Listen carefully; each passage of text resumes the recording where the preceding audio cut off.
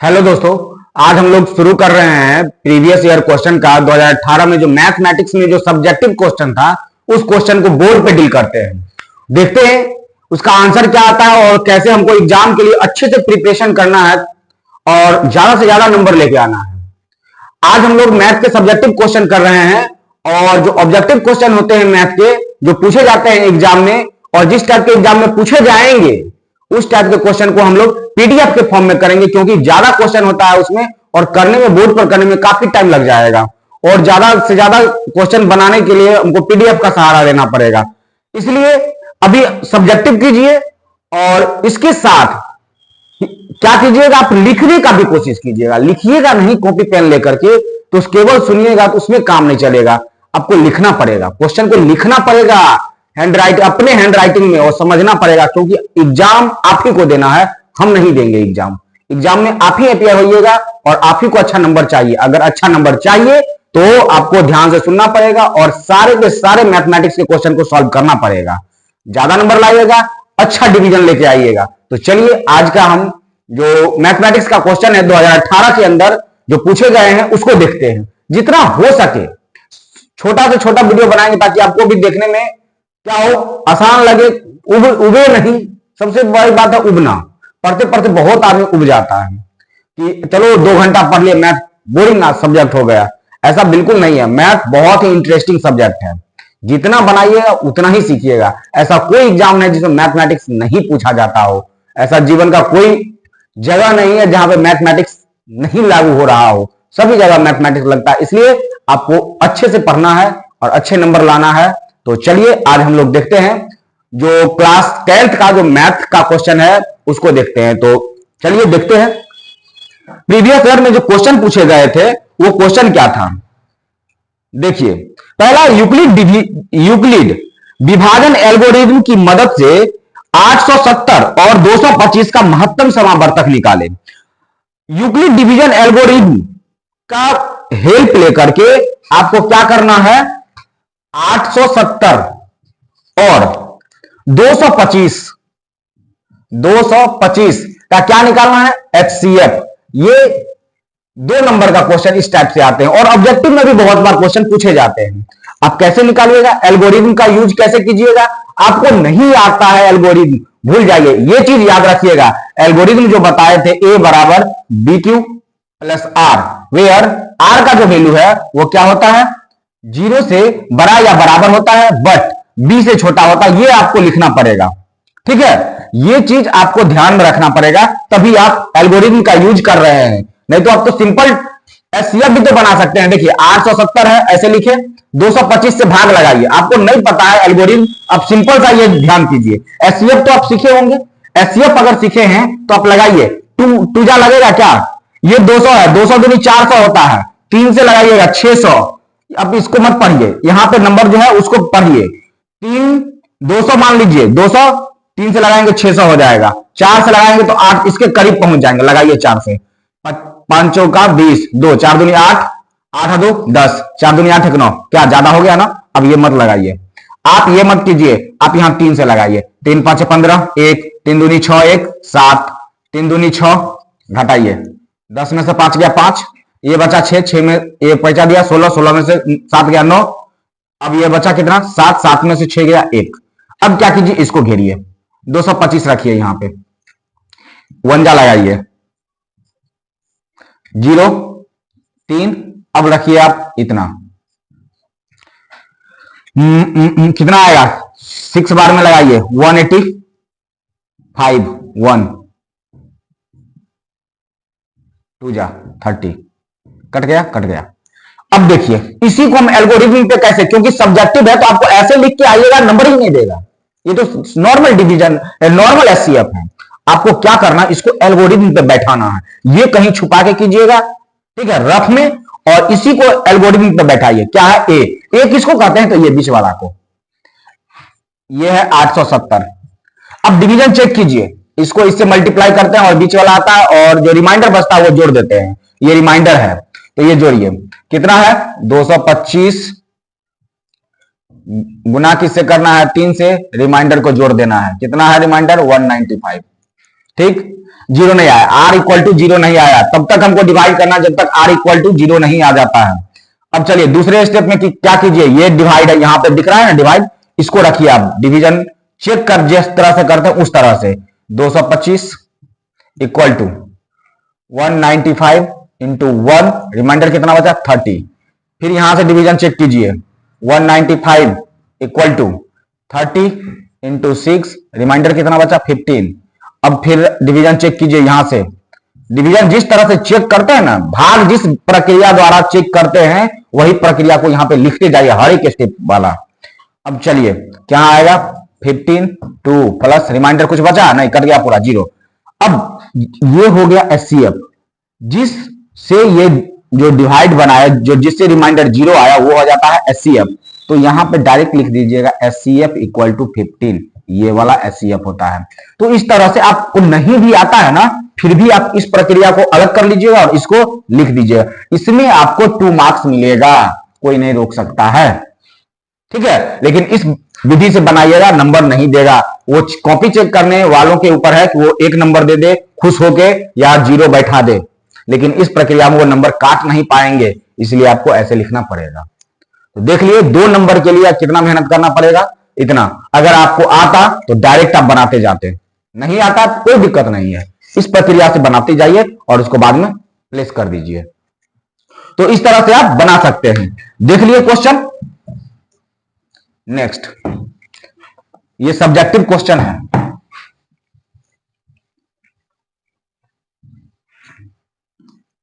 अगला क्वेश्चन सुनिए।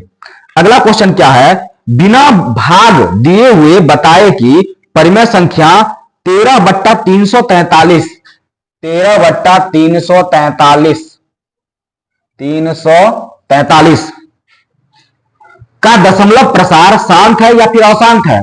मतलब ये जो नंबर लिखा है, इस नंबर में बिना भाग लगाए हुए आपको बताना है कि ये टर्मिनेटिंग है या नॉन टर्मिनेटिंग है। तो बिना भाग दिए हुए आप कैसे करते हैं, तो इसको आप प्राइम फैक्टर के फॉर्म में बदलते हैं।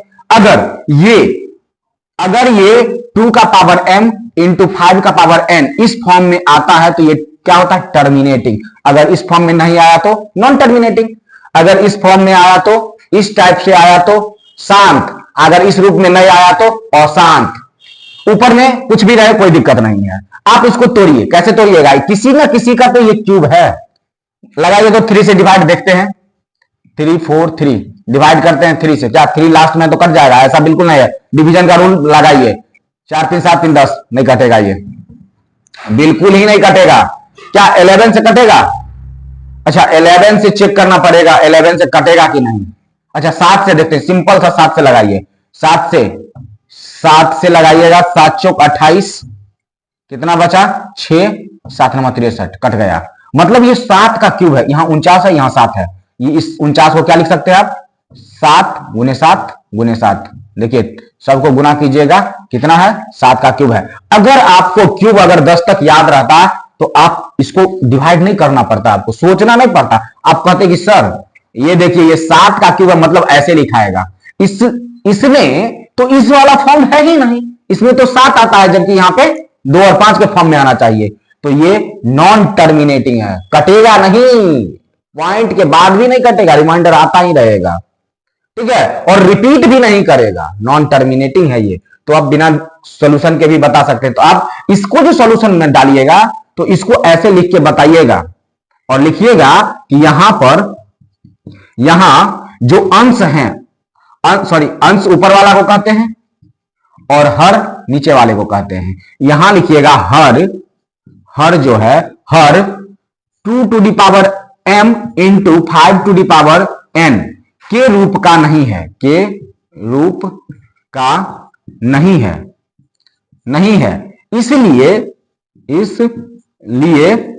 इसलिए यह अशांत है। कैसा है? अशांत है। इंग्लिश मीडियम में अगर कोई पढ़ रहे हैं तो कैसे लिखिएगा, here numerator is not in the form of 2 to the power m into 5 to the power n, so this is non terminating। This is non terminating number, लिख लीजिएगा।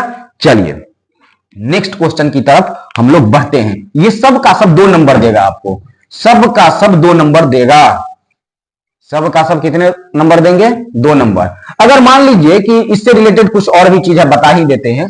अगर मान लीजिए कि अगर इस फॉर्म में आ गया तो, अगर अकेले इस फॉर्म में आ गया तो टर्मिनेटिंग हो गया, नॉन टर्मिनेटिंग। अगर अकेले अकेले भी है तो भी टर्मिनेटिंग। अगर साथ रहेगा तो साथ रहेगा तो ये रहेगा 2 टू द पावर m और 5 टू द पावर n के फॉर्म। इसके अलावा कुछ भी रहे तो नॉन टर्मिनेटिंग। अकेला अकेला है तो भी टर्मिनेटिंग, साथ रहेगा तो कहेगा दुइये और पांचे के रूप में रहेंगे, और नहीं तो कुछ बीच में अगर टपक गया तो नॉन टर्मिनेटिंग। समझ गए ना? तो इसके अलावा कुछ भी रहेगा तो नॉन टर्मिनेटिंग, अकेला अकेला भी बंदा है तो टर्मिनेटिंग, साथ रहेगा तो 2 और 5 रहेगा। छोड़ेंगे ना हम, तेरा साथ वाला बात है 2 और 5 का, इसलिए आपको ये बात ध्यान रखना पड़ेगा। चलिए तो नेक्स्ट क्वेश्चन की तरफ एक बार चल ले।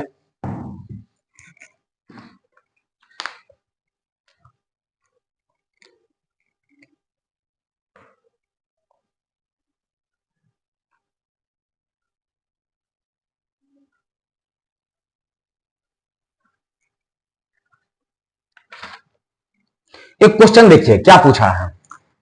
Ten theta equal to 3/4, value निकालना है 5 sign theta minus 3 cos theta upon 5 sign theta plus 3 cos theta. ये क्वेश्चन है। यहां टेन का वैल्यू दिया हुआ है और पूछ रहा है 5 sign theta minus 3 cos theta फिर upon 5 sign theta plus 3 cos theta. इसका वैल्यू आपको बताना है, केवल 2 नंबर में बताना है। 2 नंबर मिलेगा इसके लिए आपको, तो 2 नंबर के लिए आपको इस क्वेश्चन को सॉल्व करना पड़ेगा। अगर 2 नंबर चाहिए तो क्वेश्चन को सॉल्व कीजिए। तो आप देखिए टेन थीटा किसके इक्वल होता है? P by B, P by B, P by B, tan theta बराबर पी बाई बी होता है। इसका वैल्यू क्या दिया है? 3/4। तो यहां पे पी का वैल्यू है, बी का वैल्यू है, एच निकालना है। एच लगाइए रूट अंडर क्या? P square plus B square, डालिए 3 का स्क्वायर प्लस 4 का स्क्वायर, रूट अंडर 9 प्लस 4 क्या होता है? 9 4, अच्छा 4 का स्क्वायर 4 थोड़ी होता है, 16 होता है। 16 9 25, 25 का वर्गमूल 5। आप एच निकाल लिए, बहुत बढ़िया किए एच निकाल के आप। अब यहां डालिए 5 इंटू साइन थीटा का वैल्यू क्या होता है? यहां पे आप लिख सकते हैं, पहले लिख लीजिए। साइन थीटा क्या होता है? P by H. पी कितना है? 3, एच कितना निकाले हैं? 5। कॉस थीटा, क्योंकि साइन और कॉस ही है यहाँ पे, कॉस थीटा क्या होता है? B by H, B by H. B का वैल्यू कितना है? 4, एच कितना निकाले? 5। अब डाल दीजिए वहां पे value 5 into 3 into 5 minus 3 into cos का वैल्यू 4/5, यहाँ पे 5 इंटू 3/5 प्लस 3 इंटू 4/5। सॉल्व कर लीजिए, 5 से 5 काट दीजिए, 3, ये भी 5 से 5 कट जाएगा। 3 माइनस 3 चौके 12/5, नीचे 3 प्लस 3 चौके 12/5। भिन्न का घटाव तो आता होगा, भिन्न का जोड़। अब कीजिए 15 माइनस 12/5, नीचे 15 प्लस 12/5। सॉल्व कीजिए, जब सॉल्व कीजिएगा तो 3 बचेगा, ऊपर बट्टा 5 बचेगा, नीचे 12 15 कितना होता है? 5 3 8, 5 3 8। इसके बाद सॉरी 5 3 8, लेकिन यहां तो 5 2 7 ही ना होगा, 7 और 1 1 2, 27 बट्टा कितना? 5।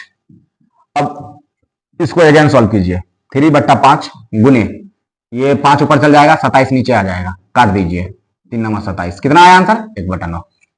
समझ में आ गया? ऐसे ही 2 नंबर के लिए इतना लिखना पड़ेगा, लिखना पड़ेगा ही। अगर नहीं लिखिएगा 1 नंबर देगा, 1.5 नंबर देगा और खुश हो जाइएगा आपकी, वाह हम तो कमाल कर दिए।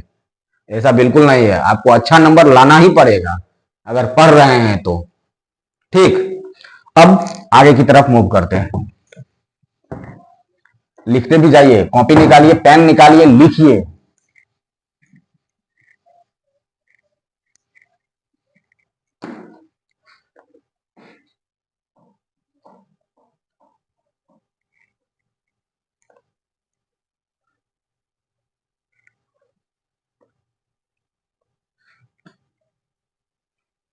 अच्छा, एक क्वेश्चन है कि असंभव घटना और निश्चित घटना की प्रायिकता क्या होती है? अनसर्टेन कोई इवेंट्स और एक सर्टेन इवेंट की जो प्रोबेबिलिटी है वो क्या होती है, बता सकते हैं आप? जो जो घटना नहीं घट सकती है उसकी प्रायिकता तो 0 होती है, और जो घटती है, जो निश्चित है कि घटेगी, उसकी तो प्रोबेबिलिटी 1 होती है। याद आया? याद आ गया होगा आपको? तो इस आंसर इसको ऐसे ही लिखिएगा, ठीक है। जोड़ने के लिए तो कहा नहीं है, तो कह रहा है कि संभव और संभव घटना और निश्चित घटना की प्रायिकता क्या होती है। अगर जोड़ के देता कि बताइए ये पीई जो है ये संभव घटना की प्रायिकता है, और प्लस पी ये ई डैश जो है ये असंभव घटना की प्रायिकता है, अगर दोनों का जोड़िएगा तो वैल्यू तो 1 आता है। समझ में आया? अगर जोड़ नहीं दिया तो दोनों का अलग अलग आंसर दे दीजिएगा कि संभव घटना की प्रायिकता ये होती है और असंभव घटना की प्रायिकता ये होती है, ठीक। अगर जोड़ने के लिए नहीं देगा तो, अगर जोड़ने के लिए दिया तो ये, ठीक। चलिए आगे है कि घटना ए के घटित होने को प्रदर्शित करने वाला सूत्र क्या है? घटना ए को घटित होने के लिए प्रदर्शित करने वाला, तो घटना ए अगर घटित हो रहा है, अगर हो रहा है, सर्टेन है कि घटना होगा, तो ये इसके लिए तो ये है। और ये क्या होता है कि कुल परिणामों की संख्या, कुल परिणामों की, कुल परिणामों की संख्या बटा कुल संख्या, जितना परिणाम आ सकता है उतना कुल संख्या, मतलब फेवरेबल आउटकम्स और जो टोटल आउटकम्स होगा वो दोनों डिवाइड होगा, फेवरेबल आउटकम्स बटा टोटल आउटकम्स या नंबर ऑफ आउटकम्स। ये किसी घटना की घटने की प्रायिकता को हम इस फॉर्मूले से दिखा सकते हैं, ठीक है। अब एक क्वेश्चन और सुनिए।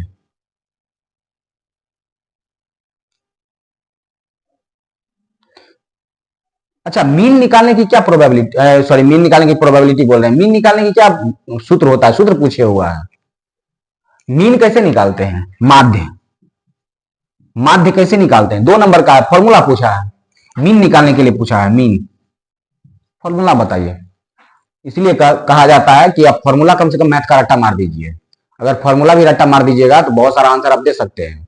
अगर ये भी नहीं कर सकते हैं तो क्वेश्चन बनाइए। माध्य निकालने की क्या फॉर्मूला होती है? सिग्मा एफ एक्स बट्टा सिग्मा एफ, यही तो है, यही है मीन निकालने का फॉर्मूला। अगर रो में रहता दिया हुआ तो सबको जोड़ दीजिए, बटा टोटल नंबर से भाग लगा दीजिए, निकल गया मीन। एवरेज जैसे निकालते हैं, लेकिन अगर डाटा अगर दिया हुआ है, जैसे 1 से 2 साल के लिए इतना आदमी, अगर डाटा अगर फ्रीक्वेंसी के साथ दिया हुआ है तो आप इस फॉर्मूला से निकाल के बनाइएगा, ठीक है। तो ये फॉर्मूला के लिए 2 नंबर दे रहा था वो। बताइए, आपसे फॉर्मूला नहीं याद किया जाता है, तो अगर फॉर्मूला भी याद करके चल जाइएगा तो आपका काम हो जाएगा, ठीक। अगला क्वेश्चन देखिए, अगला क्वेश्चन क्या है सो हम बता रहे हैं आपको।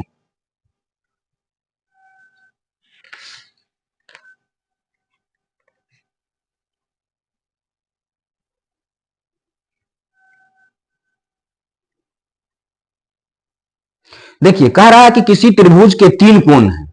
इसको पहले इरेज कर देते हैं, क्योंकि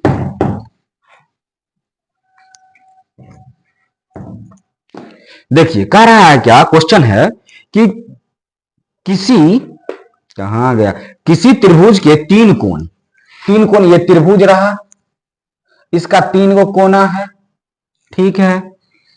अब देखिए इसमें क्या कह रहा है कि इसका 3 कोण है ना, उसमें एगो एक्स है, एगो वाई है और एगो 40 डिग्री है। कितना है? 40 डिग्री है। अब क्या करना है इस कोण में सो बताते हैं। कह रहा है क्या, जो 2 कोण x और y के बीच का अंतर, मतलब x minus y equal to दिया है कितना? 30 दिया है, ठीक। अगर 30 दिया है तो कह रहा है कि x और y बताइए क्या होगा, x और y बताइए क्या होगा। ये क्वेश्चन में 2 नंबर दे रहा है, ये क्वेश्चन के लिए आपको 2 नंबर दे रहा है। आप जानते हैं कि ट्रायंगल के जो अंदर वाला तीनों कोण है इसको जोड़ते हैं तो कितना आता है? 180 180 अगर आता है तो जोड़ दीजिए आप, angle x plus angle y plus angle 40 बराबर 180।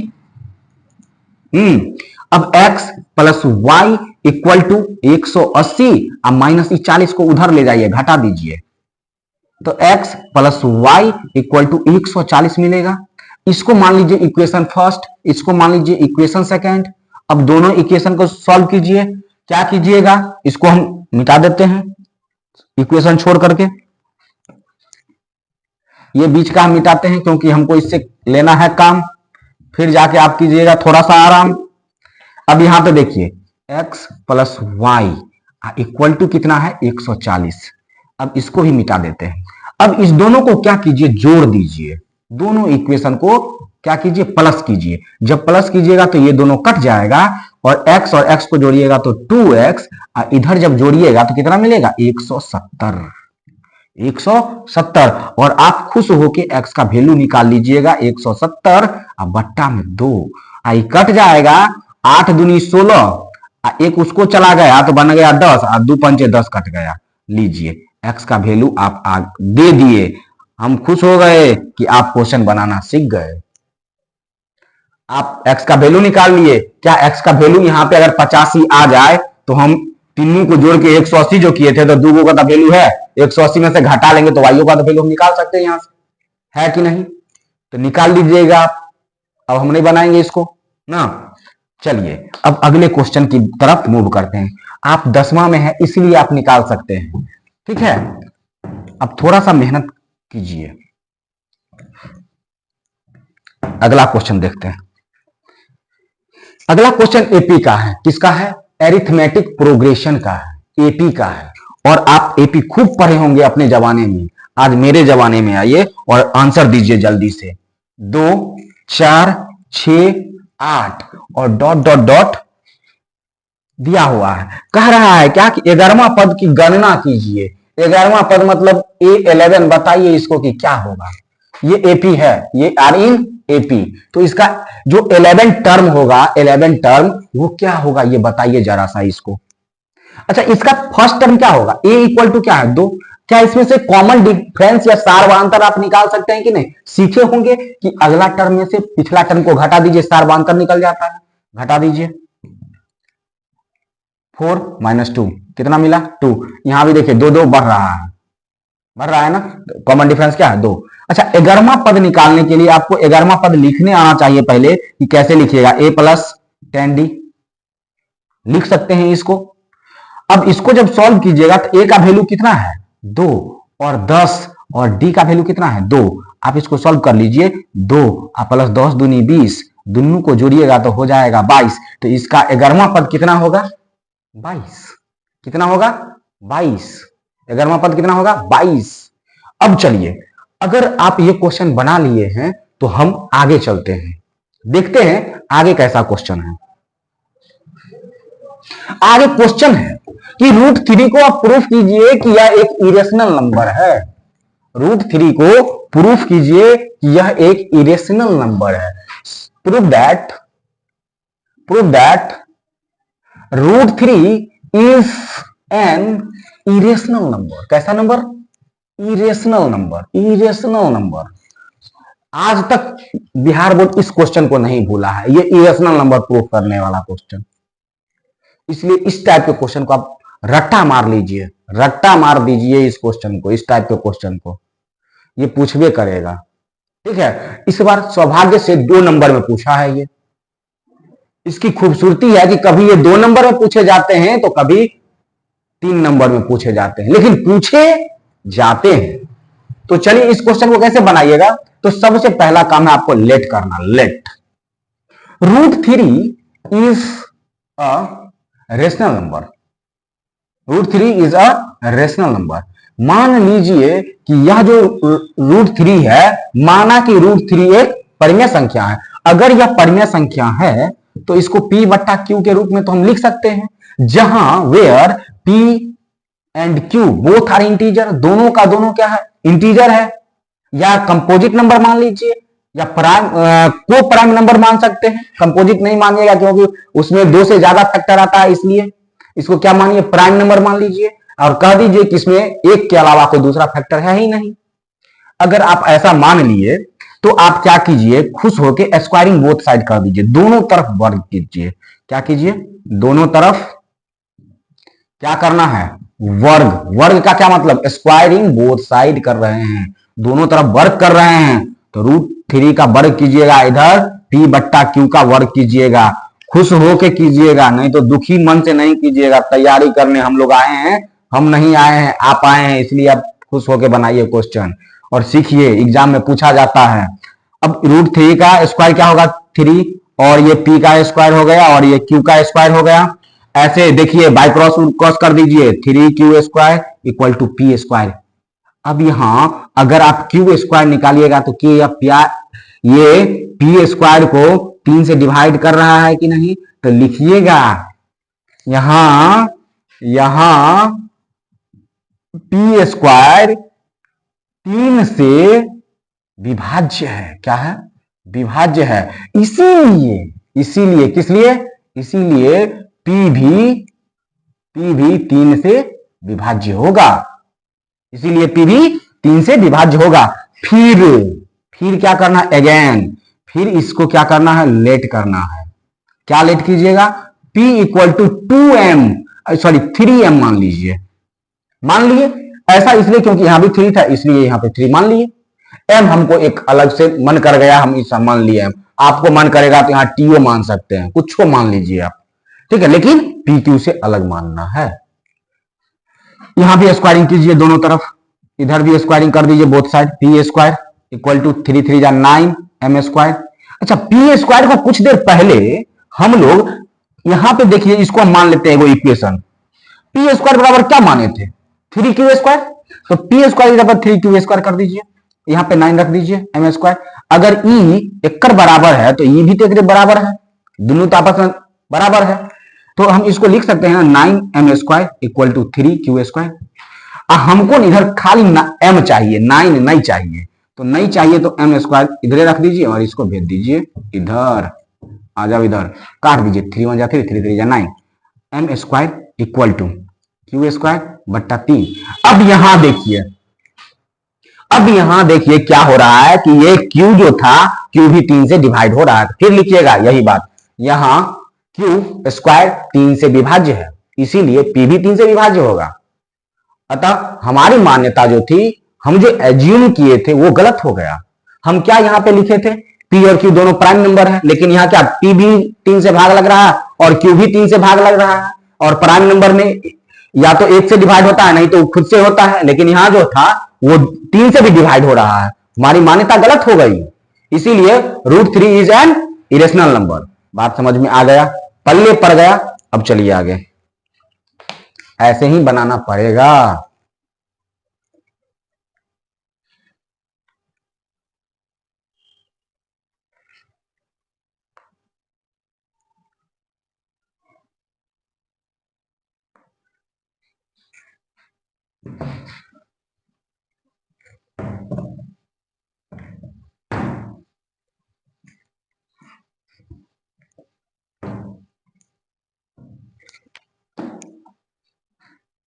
अगला क्वेश्चन लेके हम आते हैं आपके यहां।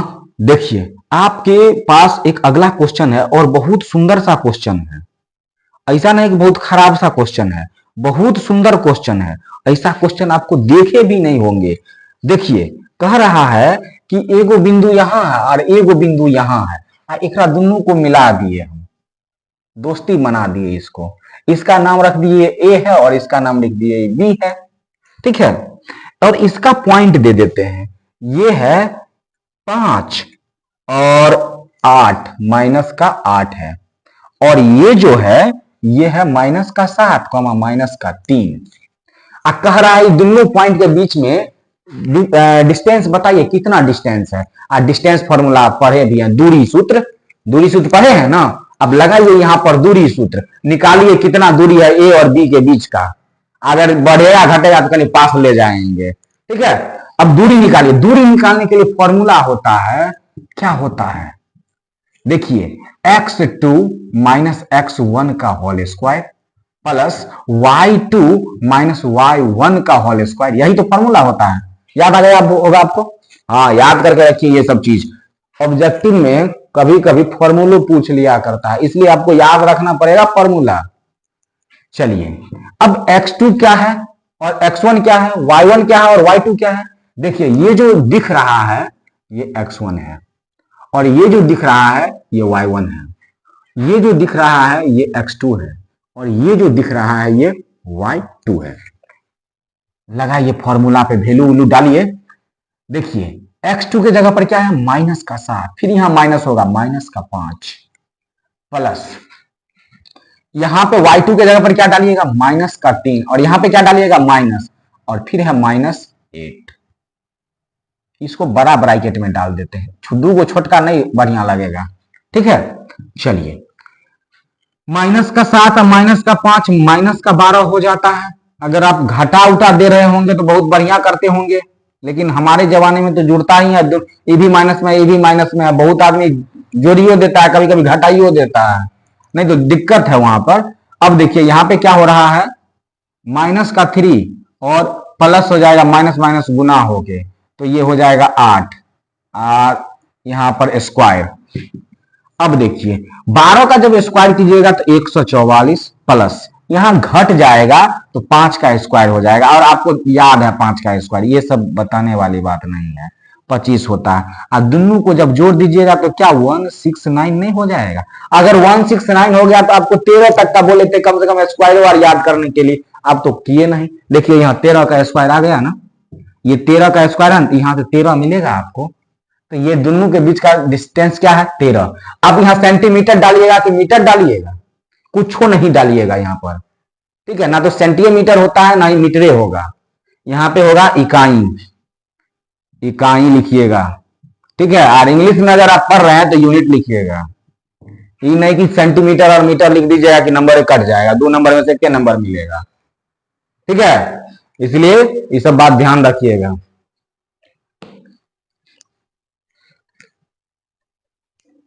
चलिए, तो एक और क्वेश्चन देखते हैं क्या है, क्या कह रहा है।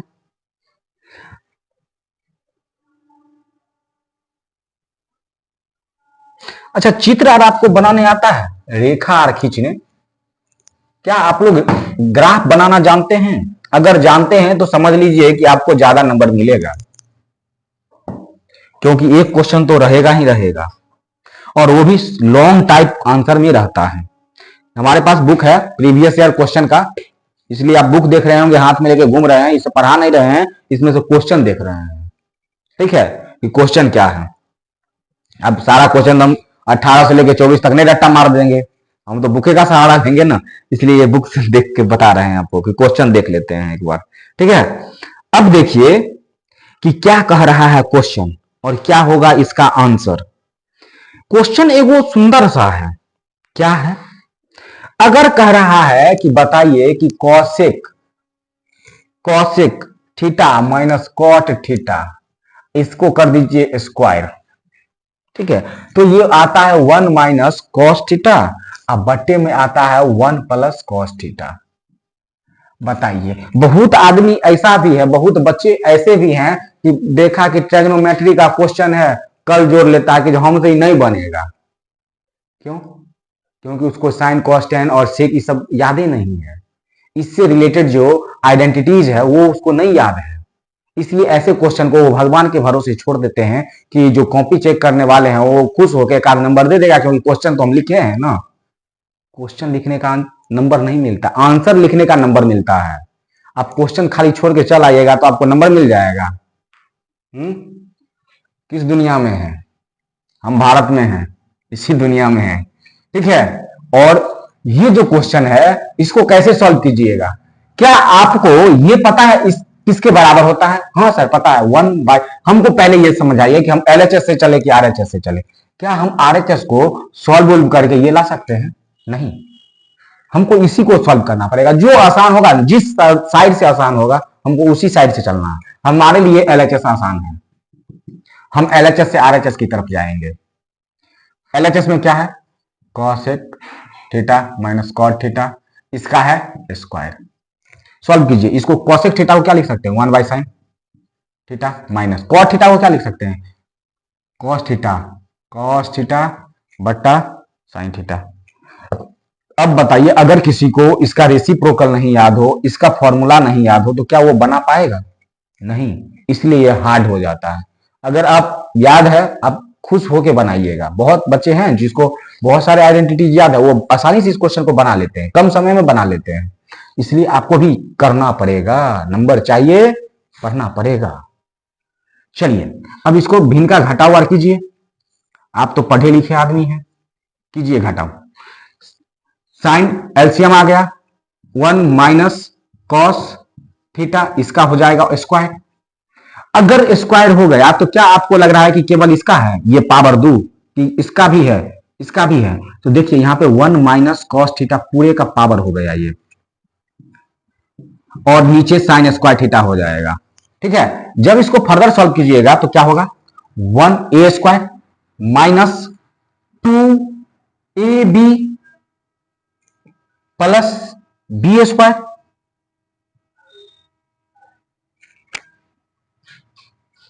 बटे बटे साइन स्क्वायर थीटा। अच्छा, ये बात है, आ गया क्वेश्चन का आंसर? नहीं तो कहां आ गया क्वेश्चन का आंसर? अब क्या करें, अब तो रुक गए, हम तो रुक गए, अब कुछ तो करना पड़ेगा। अच्छा अच्छा अच्छा, 1 प्लस कॉस स्क्वायर थीटा लिख सकते हैं, और minus 2 cos theta, cos square theta, या माइनस, हाँ ठीक है, और नीचे में साइन स्क्वायर थीटा को क्या लिख सकते हैं, 1 माइनस कॉस स्क्वायर थीटा, लिखा जा सकता है ना? हाँ लिख सकते तो हैं, लिख सकते हैं। अच्छा, तो यहां पे ऐसा कर सकते हैं कि जो इसको हम cos theta minus cos theta लिख दे, क्या ऐसा संभव है? या 1 minus cos theta, 1 plus cos theta को कुछ और लिखा जा सकता है? नहीं, इस दोनों में से क्या कॉमन आ सकता है, 1 प्लस cos थीटा कॉमन आ सकता है, cos स्क्वायर थीटा, क्या बचेगा, क्या बचेगा? यहां से cos कॉमन हो गया, 1 बचा, यहां से क्या बचा, cos स्क्वायर कॉमन हो गया, 2 है, यहां से 1 minus cos square theta, 1 plus, अब यहां से घट के माइनस 1 देगा ये। अच्छा अच्छा अच्छा, यहाँ पे कॉस स्क्वायर कैसे हो गया, यहाँ तो कॉस ही ना रहेगा, यहाँ ना कॉस स्क्वायर होगा। अच्छा, देखे कहाँ गलती कर रहे थे। देखिए यहाँ पे मिस्टेक हो गया था, यहाँ स्क्वायर किया ना, ए स्क्वायर प्लस बी स्क्वायर, ए सॉरी ए स्क्वायर माइनस बी स्क्वायर, यहाँ पे स्क्वायर डाला गया था, इसलिए थोड़ा सा प्रॉब्लम आ गई थी। अब यहाँ देखिए कि आपके पास ये है, आप जानते हैं sin square theta plus cos square theta equal to 1 होता है। ठीक है, अगर आप यहां से कॉमन कीजिए तो कॉमन आर करके देखिए, बनाना तो पड़ेगा ही ना, बिना बनाए हुए आप कैसे बना सकते हैं, cos square theta plus mine, अच्छा यहाँ पे है कॉस स्क्वायर थीटा कॉमन कर ले तो 1 बचेगा, और यहां से कॉस स्क्वायर थीटा आप नहीं कॉमन कर सकते हैं, आप यहां से कर सकते हैं कॉस कॉमन, और कॉस कॉमन कर लीजिएगा तो बचेगा यहाँ पर कॉस, और यहाँ बचेगा 2।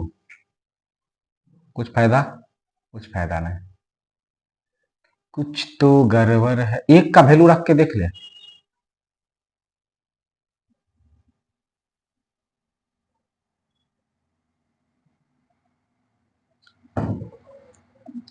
वन प्लस कॉस थीटा,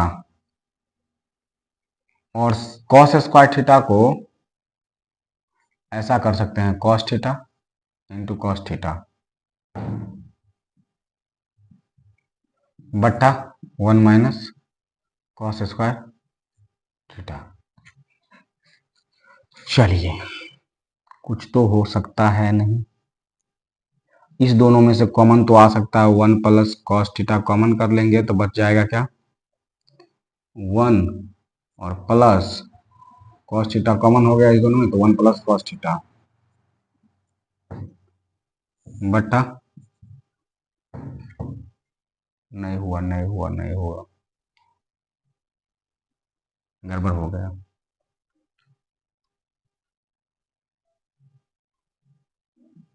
कहीं तो गड़बड़ है। साइन स्क्वायर, ओहो, इतना बेकार में बना है, इतना जो है ना बेकार में बना है। आप यहीं से सॉल्व कर सकते थे। देखिए इसको आप स्क्वायर मत कीजिए, इसको सॉल्व ऐसे ही रहने दीजिए। क्या इसको ऐसे लिख सकते हैं? ऐसे, ऐसे लिख सकते हैं। और साइन स्क्वायर को 1 माइनस क्या लिख सकते हैं? Cos square theta. अब यहां पे 1 minus cos theta into 1 minus cos theta. आसान क्वेश्चन को हमने हार्ड बना दिया। ए स्क्वायर माइनस बी स्क्वायर, तो ए स्क्वायर माइनस बी स्क्वायर एक बार जुटेगा और एक बार घटेगा।